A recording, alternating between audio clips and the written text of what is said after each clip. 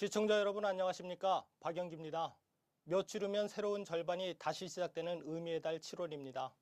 상반기 잘 정리하시고 새로운 마음가짐으로 하반기를 준비하시는 한 주 되시길 바랍니다.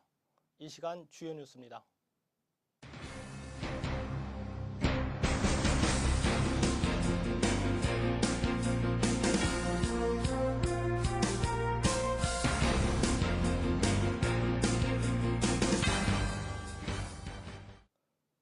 첫 소식입니다.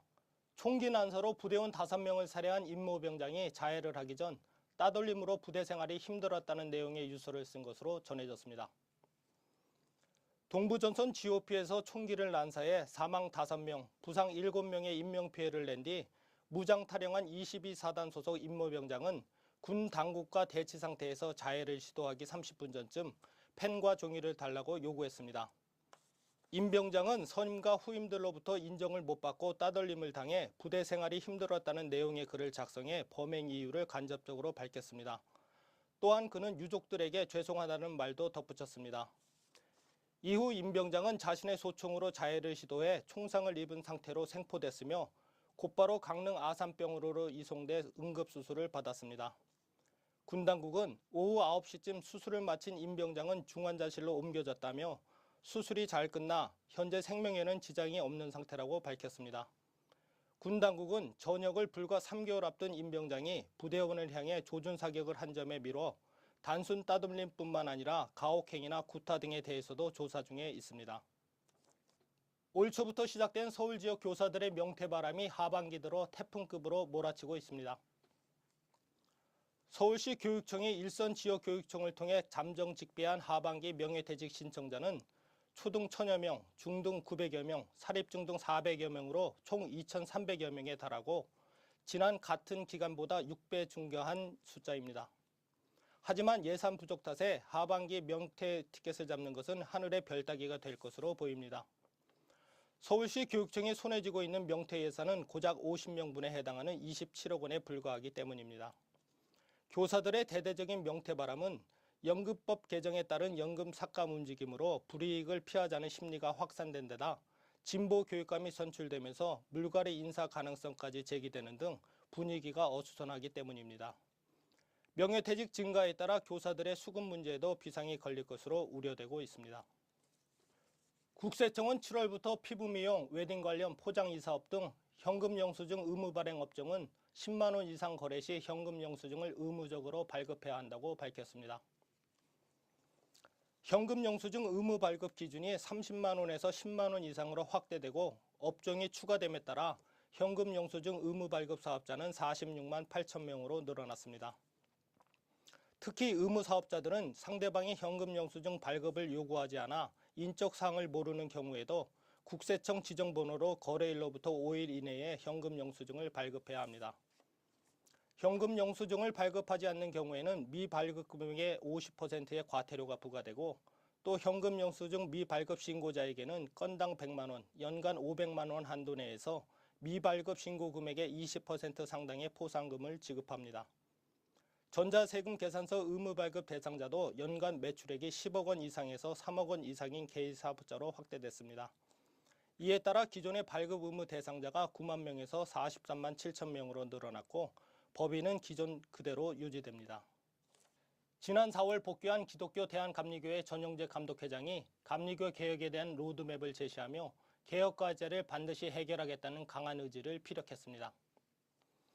전 감독회장은 개혁을 위한 특별위원회를 설치하고 본인 임기 내 장정 개혁을 완성시키겠다고 밝혔습니다.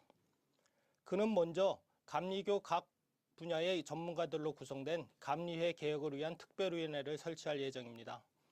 이는 수장만 부르짖는 개혁이 아닌 회원들이 참여하는 실질적인 개혁을 이루겠다는 의지로 보여집니다.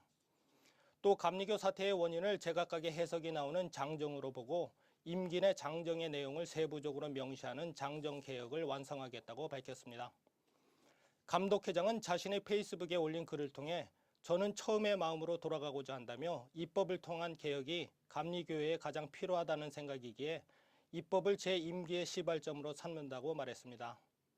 또 남은 임기를 새로운 감리교회를 위해 전적인 헌신을 다짐한다며 이를 위한 기도를 요청했습니다. 한 교인은 감독회장이 탁월한 리더십과 개혁 의지가 어수선한 교단의 정상화를 이룰 수 있다고 말했습니다. 경제 형편의 어려움으로 결혼식을 올리지 못한 외국인 노동자들의 안정적인 정착을 지원하고자 열린 2014 외국인 노동자 합동결혼식에서 베트남 출신 7쌍, 중국 3쌍 등 총 11쌍의 부부가 아름다운 미래를 약속했습니다. 부부들은 서로 맞절을 하고 혼인 서약을 한 뒤 주례사를 들으며 결혼식의 감동을 나눴습니다. 한국노총 경기지역본부는 결혼식에 참여한 부부들을 위해 스튜디오 촬영, 웨딩드레스, 메이크업은 물론 2박 3일 제주도 신혼여행도 지원했습니다. 경기지역본부 의장은 외국인 노동자들이 한국 사회의 안정적인 정착과 함께 그들에 대한 편견을 없애고 함께 어울릴 수 있는 결혼식을 준비했다면서 앞으로 외국인 노동자들의 권익보호, 지위 향상을 위해 최선의 노력을 다할 것이라고 말했습니다. 예인들의 혼이 담긴 신명나는 풍물굿이 춘천벌에서 펼쳐집니다. 사단법인 강원민예총은 28일까지 사흘간 공지천 수변공원 특설무대 일원에서 2014 강원민족예술 한마당 끼케야 한판을 진행합니다. 전국 풍물 구판의 대명사경인 끼케야 한판은 도내 각지와 전국에서 활동하는 유명 풍물패들이 한자리에 모여 신명나는 축제의 장으로 열립니다. 또 2018 평창 동계올림픽의 성공 개최를 기원하는 염원의 구판이기도 합니다. 첫 행사는 특설무대에서 세월호 참사 희생자들의 영혼을 달래고 망자의 왕생극락을 바라는 동해안 별신굿이 진행됩니다.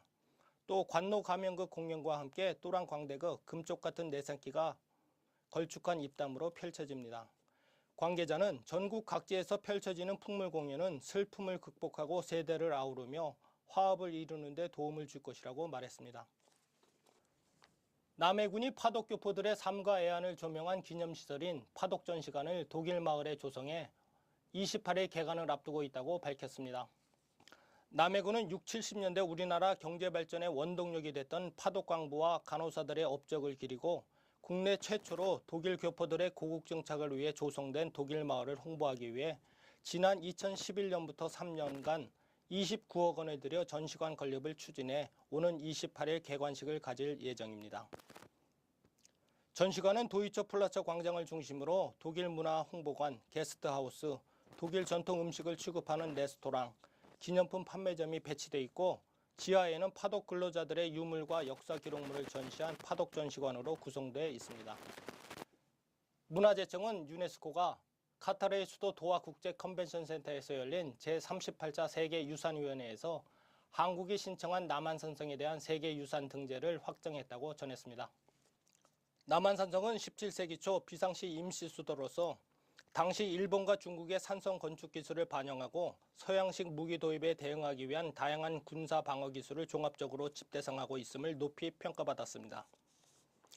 남한산성이 유네스코 세계유산에 등재됨에 따라서 우리나라는 석굴암, 불국사, 종묘 등이 등재된 이래 이번 남한산성에 이르기까지 모두 11건에 이르는 세계유산을 보유하게 됐습니다. 문화재청은 경기도를 비롯한 관련 지방자치단체와 긴밀한 협력하에 남한산성의 체계적인 보존 관리와 활용을 위한 종합계획을 수립, 이행해 나갈 계획이라고 전했습니다. 이상으로 뉴스를 마치겠습니다. 보람된 하루, 주변의 지인을 생각하는 하루 되시길 바랍니다. 시청해주신 여러분 감사합니다.